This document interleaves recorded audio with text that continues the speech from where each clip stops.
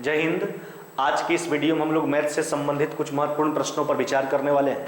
आइए देखिए question number पहला क्या कहता है। कहता है P और Q दो भिन्न भिन्न स्थानों से क्रमशः 20 किलोमीटर प्रति घंटा और 30 किलोमीटर प्रति घंटा की गति से एक दूसरे की ओर चलना शुरू करते हैं ना। जिस समय एक दूसरे से मिलते हैं उस समय Q जो है P से 36 किलोमीटर दूरी अधिक तय किया है ना। तो दोनों स्थानों के बीच का दूरी पूछा जा रहा है। अब एक बात ध्यान दीजिएगा, P और Q दो भिन्न भिन्न स्थानों से एक दूसरे की ओर चलना शुरू करते हैं। P का स्पीड 20 किलोमीटर प्रति घंटा, Q का 30 किलोमीटर प्रति घंटा। अच्छा सोचिए, तो दोनों एक साथ चलना शुरू किया तो जब तक दोनों मिलेगा तब तक तो समय तो समान चला दोनों, तो दोनों समान समय के लिए चला। लेकिन जब मिलता है तो यहाँ पर पाता ही है कि Q जो है P से 36 किलोमीटर का दूरी ज़्यादा चल लिया। तो ज़्यादा चलने का कारण क्या है? दोनों के चाल में अंतर है ना। P का स्पीड 20 किलोमीटर प्रति घंटा, Q का 30 किलोमीटर प्रति घंटा। तो हम पहले क्या निकालते हैं? अगर दूरी निकालना है दोनों स्थानों के बीच का तो पहले हम समय निकालेंगे। तो दोनों एक्चुअली चलता कितना देर है ना, तो पहले समय निकाल लीजिए। तो समय बराबर दूरी बटा चाल। तो दोनों के बीच में जो डिस्टेंस है वो कितना का है? 36 किलोमीटर का है ना। अच्छा, तो दूरी डिफरेंस होने का कारण क्या है? दोनों में चाल में डिफरेंस, एक का 20 एक का कितना 30, तो चाल में अंतर कितना का हो गया? 10 का। तो इस समय निकाल लिए, समय बराबर दूरी बटा चाल, यानी दोनों को मिलने में जो है इतना समय लगा है। अब देखिए ना, तो जब समय निकल के आ गया तो दोनों समान समय के लिए चला था, अपोजिट डायरेक्शन है, चाल जोड़ लीजिए, दूरी निकल के आ जाएगा। तो दूरी बराबर चाल गुना समय। अच्छा चाल जोड़िए, एक का 20 एक का कितना हो गया? 30, 30 20 कितना हो जाएगा आपका? 50। दूरी बताना था, दूरी बराबर चाल गुना समय, तो ये हो जाएगा आपका 180 किलोमीटर। यही पूछा गया था आपसे कि दोनों स्थानों के बीच का दूरी बताइए। अतः दोनों स्थानों के बीच का दूरी कितना हो गया? 180 किलोमीटर। तो सबसे पहले हमने क्या निकाला? समय, कि दोनों एक्चुअली चलता कितना समय के लिए है। तो समय निकल के आ गया 36/10 घंटा है ना। उसके बाद आपसे दूरी पूछा गया था, अपोजिट डायरेक्शन था, हमने चाल जोड़ा और समय से गुना कर लिया, डिस्टेंस निकल के आ गया 180 किलोमीटर। ऑप्शन नंबर क्या हो जाएगा आपका? सी। आइए अगला क्वेश्चन पर विचार करते हैं। देखिए क्या कहता है। कहता है कि विक्रेता जो है अपने ग्राहकों को 25% का छूट देता है और फिर 25% का अभिलाभ कमाता है। यदि वस्तु का लागत जो है विक्रेता को 1440 रुपये आता है तो उसका अंकित मूल्य पूछा है। अच्छा बात समझिए, मान लिया गया एक वस्तु हम खरीदे हैं, हम खुद अपने ऊपर सोच के देखिए, हम ही विक्रेता हैं, तो 1440 रुपये में एक वस्तु खरीदे हैं। अब उस पर दो कंडीशन है, हम जब वस्तु को बेचना चाहते हैं तो उस पर 25% का लाभ भी कमाना चाहते हैं और 25% का डिस्काउंट भी देना चाहते हैं। सबसे पहली बात, लाभ कमाना है तो कोई भी दुकानदार लाभ कमाने के लिए कीमत को बढ़ाएगा। तो लाभ कमाना है 25% का, तो कीमत बढ़ाना होगा आपको। अच्छा अब देखिए, तो यहां तक तो केवल लाभ कमाना था, 25% का डिस्काउंट भी देना है। 25% डिस्काउंट को फ्रैक्शन के रूप में क्या लिखेंगे? 75/100।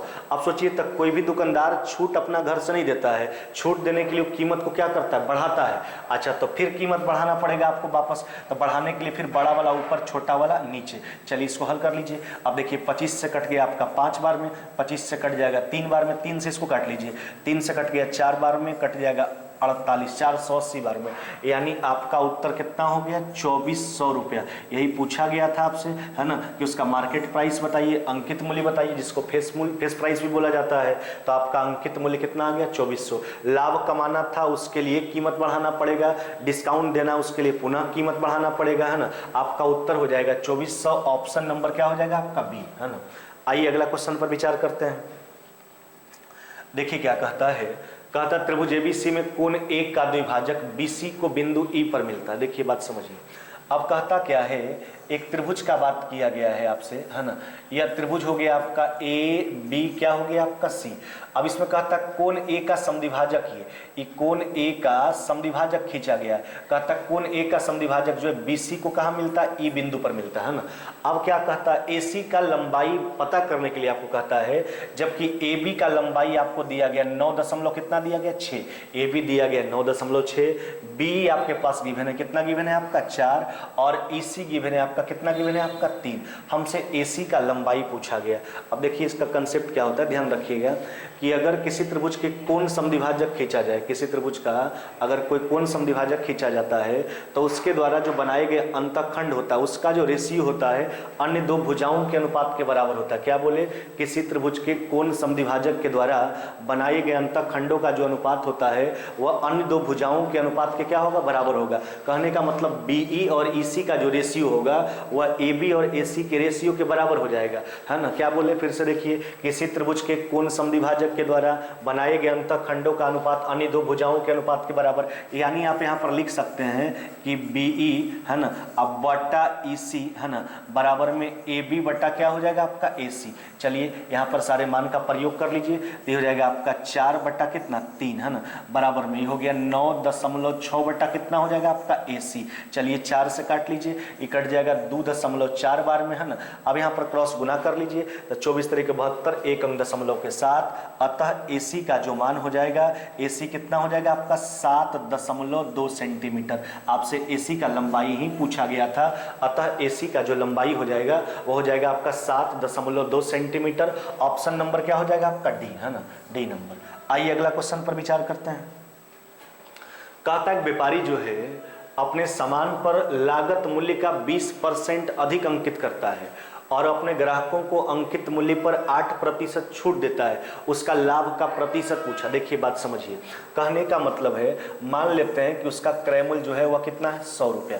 अब देखिए उस पर वो लेवल लगाया 120 का, 20% अधिक कीमत अंकित जरूर किया, लेकिन जब बेचने का बारी आता है तो 8% डिस्काउंट पर बेचता है। अच्छा इसमें 8% का डिस्काउंट दे दीजिए, तो हो जाएगा 92 बटा कितना हो जाएगा आपका 100। चलिए सॉरी, एक शून्य कटेगा आपका, है ना। चलिए एक शून्य काट लीजिए, है ना, देखिए एक शून्य कट जाएगा, तब 92 गुना 12 कितना हो जाएगा आपका, ये हो जाएगा आपका 110 कितना 4, है ना, 1104 हो जाएगा आपका। एक अंक दशमलव है आपके पास, तो 110 कितना हो जाएगा 4। अब देखिए तो 100 रुपया क्रय मूल्य है और ये आपका विक्रय मूल्य हो गया 110 रुपया 40 पैसा। तो 100 की स्थिति में जितना ज़्यादा वही लाभ का प्रतिशत हो जाता है, जितना कम वही हानि का प्रतिशत हो जाता है।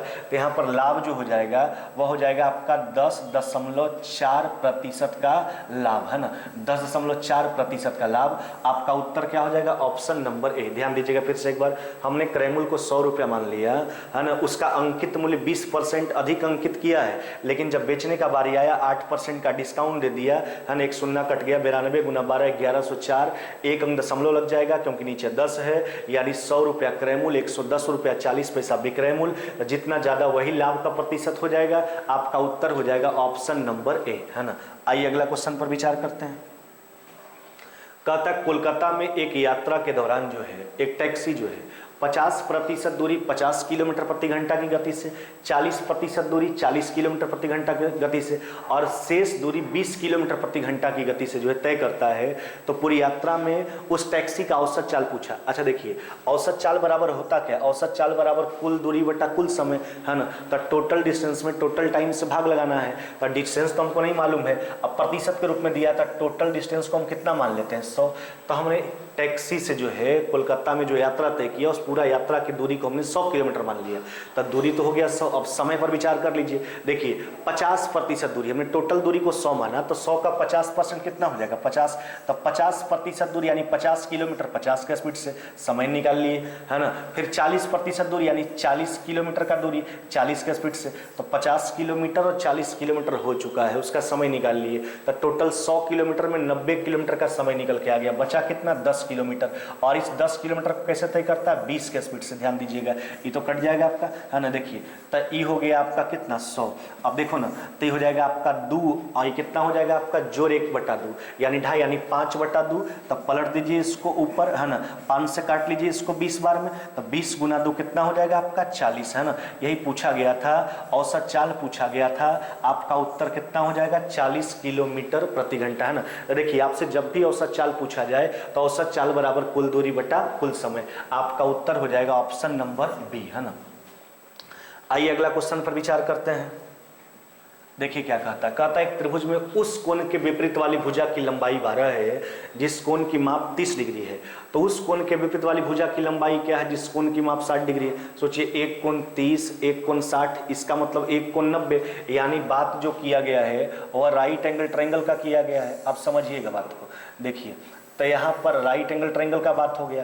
तो एक कोण जो है वो आपका 30 डिग्री है, तो ये तो 90 है, तो ये कितना हो जाएगा आपका 60 डिग्री। अब देखिए जैसे कहता है वैसे सोचिए, कहता है उस कोण के विपरीत वाली भुजा की लंबाई 12 है जिस कोण का माप 30 डिग्री है। तो 30 डिग्री के अपोजिट वाला भुजा कितना है 12, 60 डिग्री के अपोजिट वाला पूछा है, यानी इसका मान बता देना है। अब नॉर्मली कई तरीका से आप सोच सकते हैं। देखिए अगर आप इस कोण को लेकर चलते हैं तो अगर tan थीटा लगाइएगा तो इसमें आपको लंब मालूम है, आधार पर सोचना है। अच्छा तो tan 30 डिग्री का मान होता क्या है, tan 30 डिग्री का मान 1/√3। तो कहने का मतलब बेस जो होगा वो लंब का √3 गुना, तो अगर ये 12 है तो कितना हो जाना चाहिए आपका 12√3। क्या बोले, इस कोण को लेके चलेंगे और tan 30 डिग्री पर सोच के देखिए आप, है ना, क्योंकि 60 के सामने वाला बताना है। तो इस कोण के लिए लंबी हो गया, आधारी हो गया, तो tan 30 डिग्री का मान 1/√3। तो अगर ये 12 है तो बेस उसका √3 गुना होना चाहिए, तो ये 12√3 हो जाएगा। आपका उत्तर हो जाएगा ऑप्शन नंबर बी, है ना, ऑप्शन नंबर बी। आइए अगला क्वेश्चन पर विचार करते हैं। देखिए हमने पीछे वाले वीडियो में भी अब ऐसा प्रश्न बताया था आपको। अब देखिए ये हो गया आपका a², है ना, प्लस में b² प्लस में c², सारे टर्म को एक साइड ले लाइए, तो गुना कीजिएगा तो 2a प्लस में इधर आके क्या हो जाएगा आपका माइनस में, है ना। अब माइनस में 2b इधर आके क्या हो जाएगा आपका प्लस में 2b, और ये हो जाएगा आपका प्लस में 2c, है ना। अब देखिए माइनस में 3 भी इधर आके क्या हो जाएगा प्लस में 3 बराबर में कितना हो गया 0। तो इसका बनाने का तरीका हम 2 बताए थे, या तो इसको वर्ग के रूप में लग बनाइए, और नहीं तो फिर एक बात और बताया गया था आपको, तो पहले वर्ग के रूप में बना लीजिए, उसके बाद हम उस तरीका पर भी विचार करेंगे। देखिए तो इसको खाली कांस्टेंट को तोड़ने में होशियारी बरतिएगा, ध्यान दीजिएगा। a² माइनस में 2a, मतलब कहने का मतलब कांस्टेंट को ऐसा तोड़ते जाइएगा ताकि एक वर्ग के रूप में आपको मान प्राप्त होते जाए। तो a² माइनस में 2a, इसका मतलब b का मान 1 हुआ, तब की बार b का स्क्वायर 1 का स्क्वायर 1 चाहिए आपको। और उसी प्रकार देखिए b², है ना, प्लस में 2b, है ना, इसके साथ भी 1 लगाइए, अब फिर हो जाएगा आपका c² प्लस में 2c, अब प्लस में 1 बराबर में कितना हो गया आपका 0। हम क्या किए, सबको वर्ग के रूप में लिखने के लिए कांस्टेंट को तोड़ लिए, जो 3 था वह एकक में टूट गया, है ना। अब देखिए इसको आप क्या लिखिएगा a-1 का होल स्क्वायर, इसको क्या लिखेंगे b प्लस में 1 का होल स्क्वायर, और इसको क्या लिखेंगे, इसको लिखेंगे c प्लस 1 का होल स्क्वायर बराबर में कितना हो गया 0।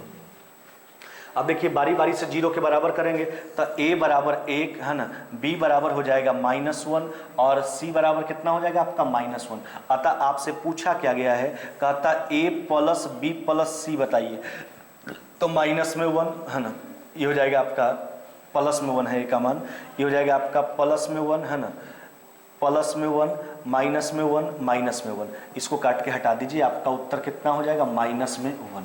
माइनस में 1 आपका उत्तर हो जाएगा a plus b plus c का मान, अतः आपका उत्तर हो जाएगा ऑप्शन नंबर ए। अब देखिए इतना जो सारा काम आप किए हैं, इसके बदले में एक तरीका पीछे भी आपको बताए थे, है ना, इतना नहीं करना है। अब इसके लिए क्या करेंगे, सबको एक तरफ तो लाना होगा, है ना।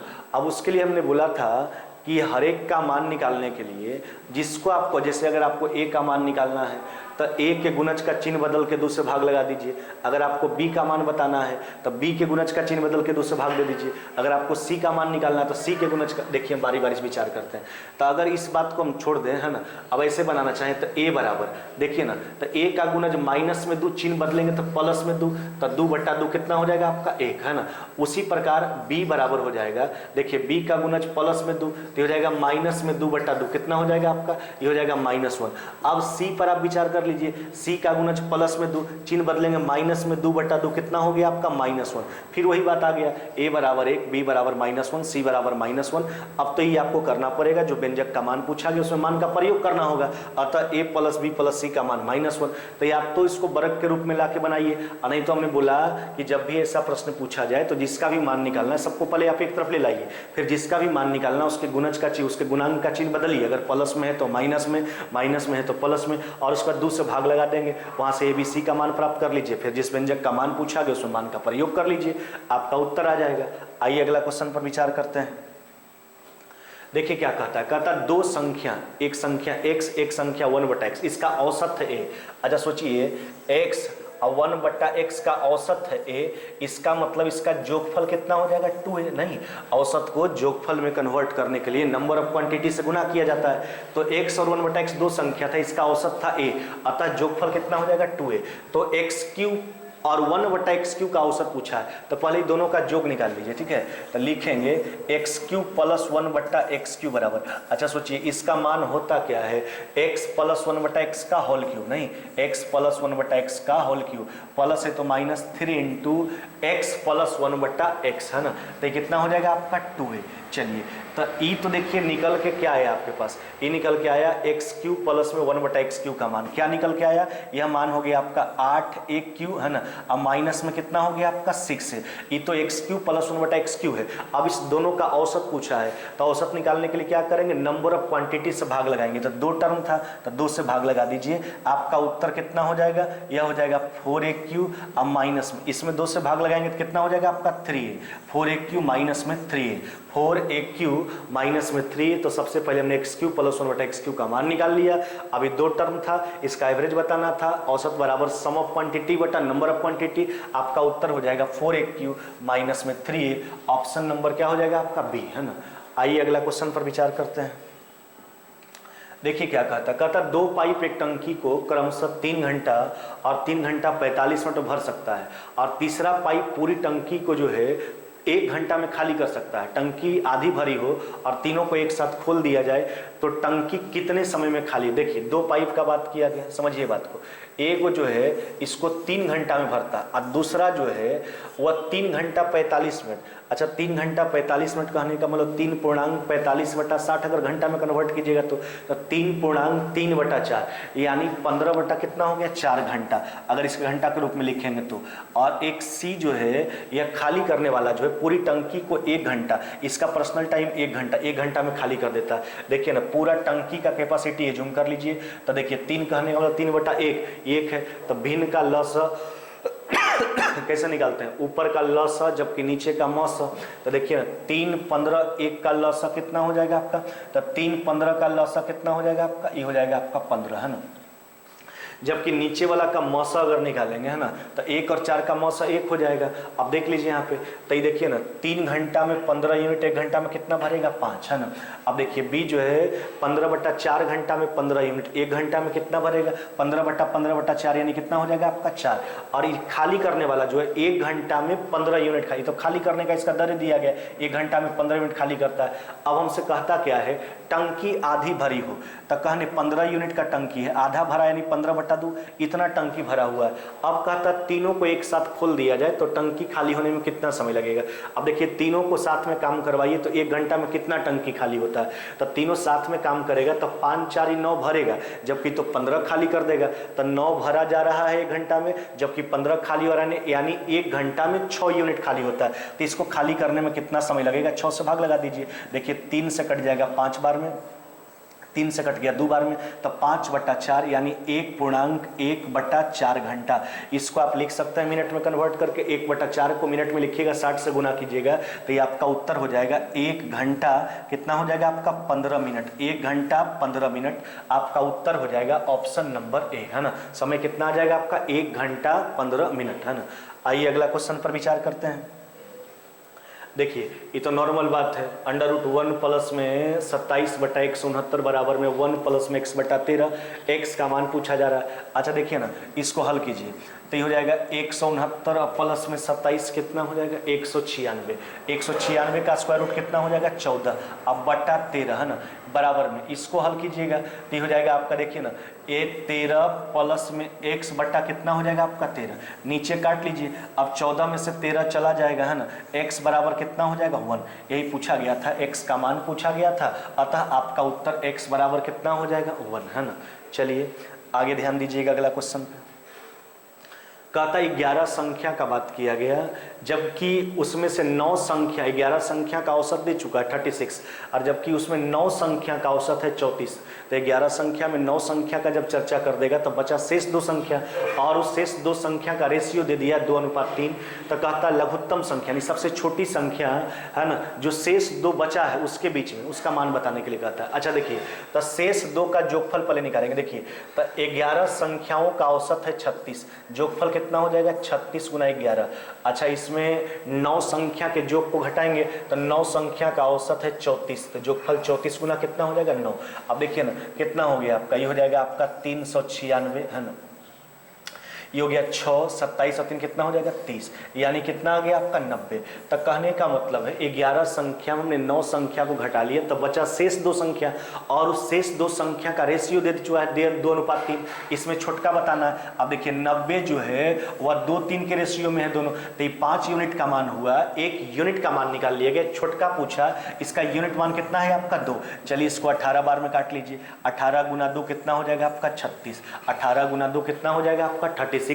आपका उत्तर क्या हो जाएगा? Option number D, option number D. चलिए अगला क्वेश्चन पर विचार करते हैं। देखिए क्या कहता है, कहता 3 संख्याओं में पहली संख्या दूसरी की 4 गुनी और तीसरी का 3 गुना। अच्छा देखिए ना, 3 संख्या का बात किया, ABC का रिज्यूम कर लेते हैं। इसमें पहिलका संख्या दूसरका का 4 गुना, अगर दूसरका 1 है तो पहिलका कितना है 4। अब देखिए, और ये पहिलके के बारे में 2 बात बोला, दूसरका का 4 गुना जबकि तीसरा का 3 गुना। अगर ये तीसरा का 3 गुना है, इसका मतलब तीसरा इसका 1/3 हो जाएगा, यह हो जाएगा 4 बटा कितना 3। भिन्न का अनुपात है, इसको सरल अनुपात में बदलने के लिए लसा से गुना करेंगे तो लसा 3 यानी 12 अनुपात है ना, 3 अनुपात कितना हो गया आपका 4। देखिए तीनों संख्या का रेशियो निकाल लिए। अब तीनों संख्या का औसत दिया था, कितना दिया था 95। यह तो औसत है, बार बार बोलते हैं औसत को जोगफल में कन्वर्ट करने के लिए नंबर ऑफ क्वांटिटी से गुना करेंगे तो तीनों का जोग निकल के आ गया। अब बंटवारा कीजिए तो हो गया 12 3 15 4 कितना हो गया आपका 19। यह जो है तीनों का जोग था और यूनिट के रूप में तीनों का जोग 19 यूनिट है, तो 19 यूनिट बराबर इतना, 1 यूनिट का मान निकाल लिया गया। तीसरा संख्या पूछा जिसका यूनिट मान कितना है आपके पास 4 है ना। चलिए तो 19 से काट लीजिए, 5 बार में कट जाएगा, 15 गुना 4 कितना हो जाएगा आपका 60। यही पूछा गया था आपसे है ना कि तीसरी संख्या का मान कितना होगा, तब तीसरा संख्या का जो मान होगा वह कितना हो जाएगा आपका 60 है ना। ऑप्शन नंबर क्या हो जाएगा आपका बी है ना। आइए अगला क्वेश्चन पर विचार करते हैं। कहता क्या है, देखिए 1170 रुपया को ABC में कहता है एक गलती से 1/2 अनुपात 1/3 अनुपात 1/4 के स्थान पर 2 3 के 4 के रेशियो में बांट दिया गया, तो किस व्यक्ति को सर्वाधिक लाभ हुआ, वह लाभ कितना का है। देखिए बात समझिए, कहने का मतलब है ABC में जो बांटना था राशि को 1170 को, वह 1/2 1/3 और 1/4 के रेशियो में बांटना था, लेकिन गलती से इस रेशियो में नहीं बांट के 2 3 4 में बांट देता है। तो जब गलती से बांटा तो कहता इस परिणाम के बाद जो किस व्यक्ति को ज्यादा फायदा हो गया, लाभ हो गया, और वह लाभ कितना का है। देखिए बात समझिए, तो बात एक्चुअली A, B और C का। अब देखिए तो इसका जो सही वाला रेशियो था वह था आपका 1/2 1/3 और कितना था आपका 1/4। देखिए भिन्न का अनुपात है, सरल अनुपात में बदलने के लिए लसा से गुना करेंगे, लसा 12 यानी 6 अनुपात 4 अनुपात कितना हो गया आपका, यह हो गया 3। अब देखिए बात समझिए, लेकिन इसको बांटना था इस रेशियो में, लेकिन गलती से बांटा किस रेशियो में गया, इसका जो गलत वाला रेशियो है वह है 2:3 अनुपात कितना हो गया आपका 4। अब देखिए ना, ध्यान दीजिएगा, जब एक ही राशि को जब आपसी लेन देन की बात हो, तीनों कंडीशन के तहत हम बता रहे हैं, 3 कंडीशन आता है इसमें।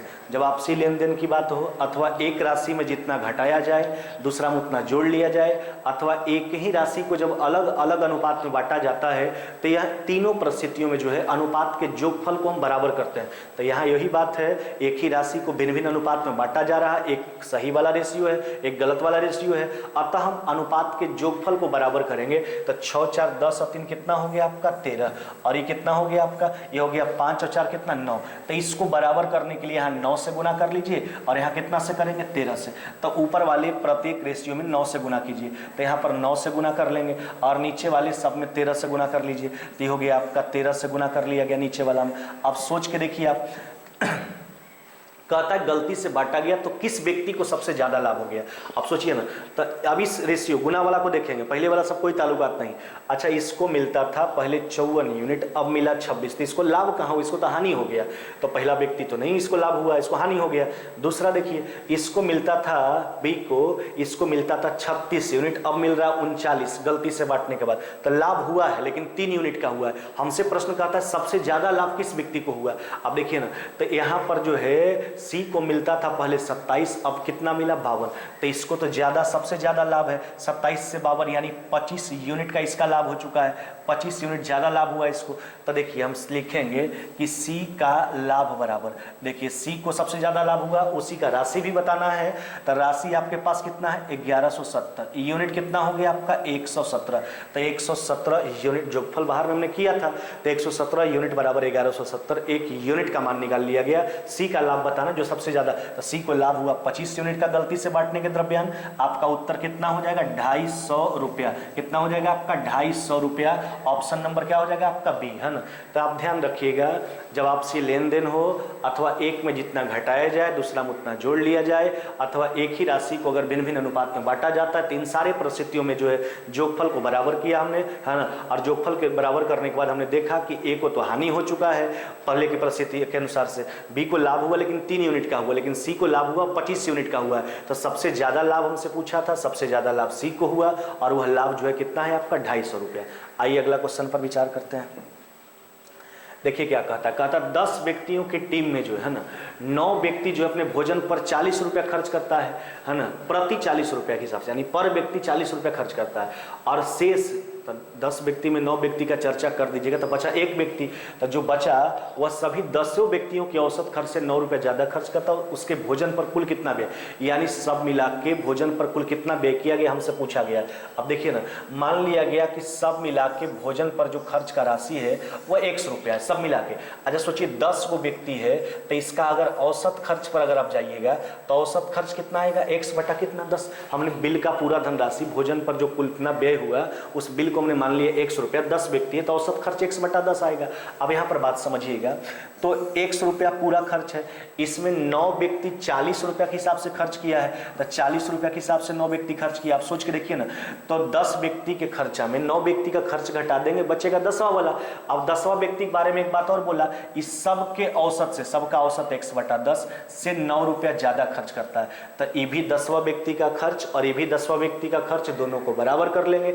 इधर भेज लीजिए, तो 10 में से एक चला जाएगा, ये हो जाएगा 9x बटा 10, है ना, बराबर में। अच्छा उधर देखिए 360, ये कितना हो जाएगा आपका, ये हो जाएगा 369।